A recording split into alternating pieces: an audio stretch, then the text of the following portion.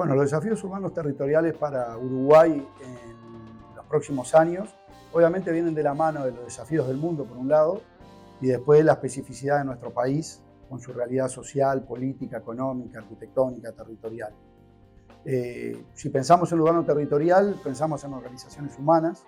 Entonces hay un primer tema, un primer desafío, a nadie escapa de las situaciones que se están viviendo en Uruguay, en Latinoamérica en general, o en los países de economías frágiles en general, relativos a la equidad. La ciudad, el territorio, refleja lo que es la sociedad. Con lo cual, inevitablemente, las inequidades sociales se ven directamente reflejadas en las construcciones humanas. Entonces, hay un primer punto que es bastante genérico, pero que no debemos nunca desatender. Yo diría que debe estar en el inicio de la reflexión, que es esta dimensión política de lo territorial, y lo arquitectónico y lo urbano. Entonces, hay un primer desafío que tiene que ver con cosas de fondo que hacen a la equidad, al desarrollo, a la igualdad, a la seguridad. Es difícil pensar en ciudades nuevas, en territorios nuevos, de alguna manera que sean amables con el ser humano en situaciones hostiles, en situaciones inseguras. Ahí tenemos un gran desafío. Alguien dirá, bueno, esto escapa a lo estrictamente urbanístico, arquitectónico, a lo que involucra a nuestra facultad. Y es cierto, digamos, está menos en el dominio de los arquitectos y los urbanistas, pero no es menor. Después tenemos en el campo más cercano a lo nuestro, yo creo, dos grandes polos a los que tenemos que atender. Uno es el tema económico, o sea, el tema de tener energía para poder hacer la transformación. ¿De dónde va a salir esa energía? ¿Dónde vamos a conseguir los recursos? ¿Serán todo del Estado?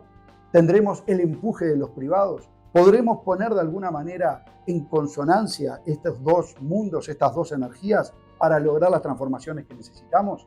Esto es de perogrullo y es parte de lo que ha estado en el urbanismo, el planeamiento territorial históricamente, pero es un tema que ha tenido diferentes soluciones y que hoy en el país todavía están en conflicto en búsqueda de respuestas creativas.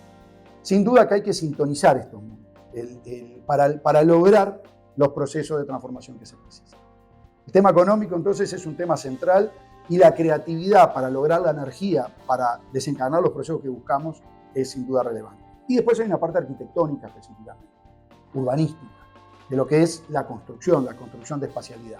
Sin duda que los temas ambientales están en la agenda, hoy más que nunca, en el país y en el mundo. Los temas ambientales encarados no solo desde el punto de vista de la sustentabilidad tradicional, sino también de la construcción simbólica que los temas ambientales deben generar como código de comunicación inclusive con las nuevas generaciones. Una ética, una estética nueva, que tiene que surgir, como en el siglo XX irrumpió la modernidad planteando todo lo que fue la revolución industrial, poniendo sobre la mesa otras estéticas de la máquina, etc. La cultura arquitectónica y urbanística, más allá de sus manifiestos, todavía espera su momento de explosión de un tema que debe ser central, que es el tema de cuidar el recurso natural, el planeta, el lugar que habitamos. En definitiva, el sentido último del planeamiento territorial, la arquitectura y el urbanismo.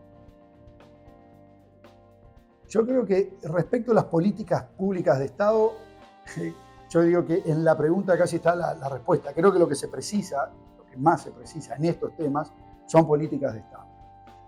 Ha habido, y en eso el sistema político ha logrado ponerse de acuerdo en diferentes momentos, por ejemplo, con la generación de ministerios a partir de áreas específicas que se necesitaba atender. Hemos visto en las últimas décadas nacer varios ministerios o transformarse. El Ministerio de Vivienda, Ordenamiento Territorial y Medio Ambiente, ahora el Ministerio de Medio Ambiente, la división entre esos espacios, los espacios específicos u oficinas dentro del Estado que atienden estas situaciones.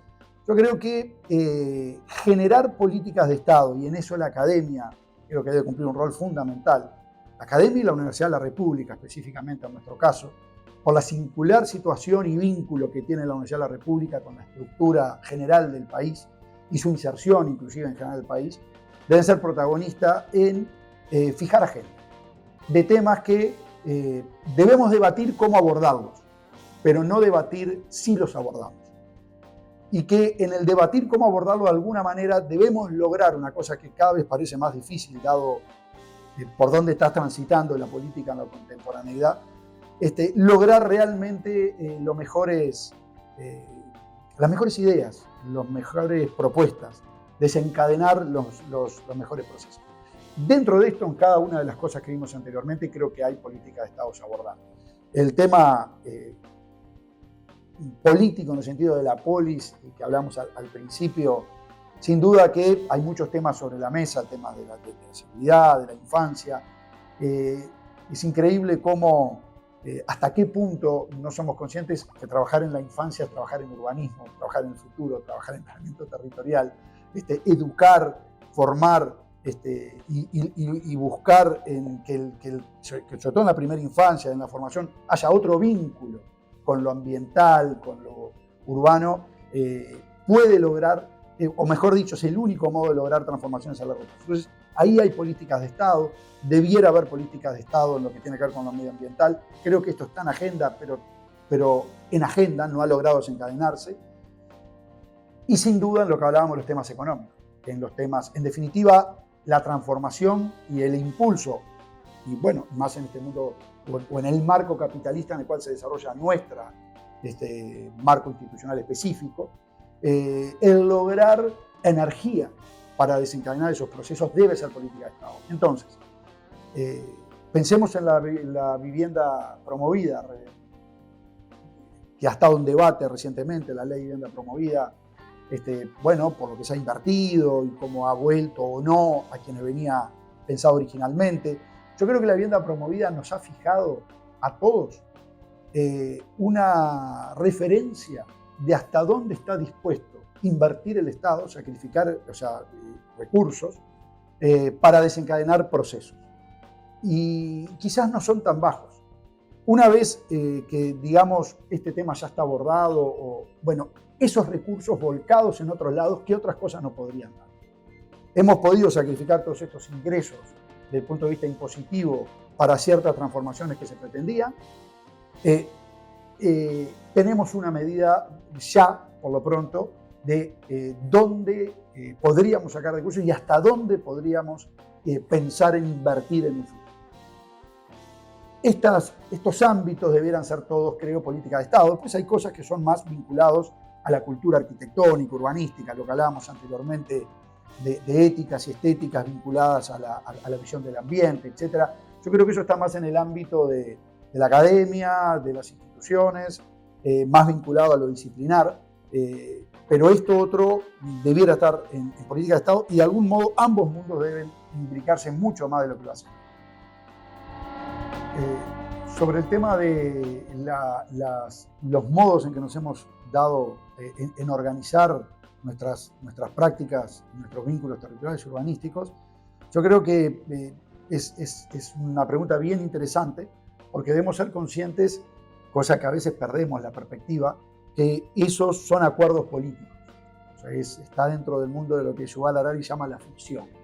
Muchas veces, por haber, inclusive depende de la antigüedad de muchas de estas organizaciones, por haber nacido, crecido y vivido en medio de ciertos marcos, tendemos a naturalizarlos y pensar que no podrían ser organizados de otra manera, cuando en realidad siempre son producto de una época, de un momento específico. El cambio en el tiempo que van sufriendo las culturas, las economías, las sociedades, inevitablemente requeriría ir teniendo cambios también en lo que tiene que ver con la organización, con los modos en que la sociedad y la política da para organizarse.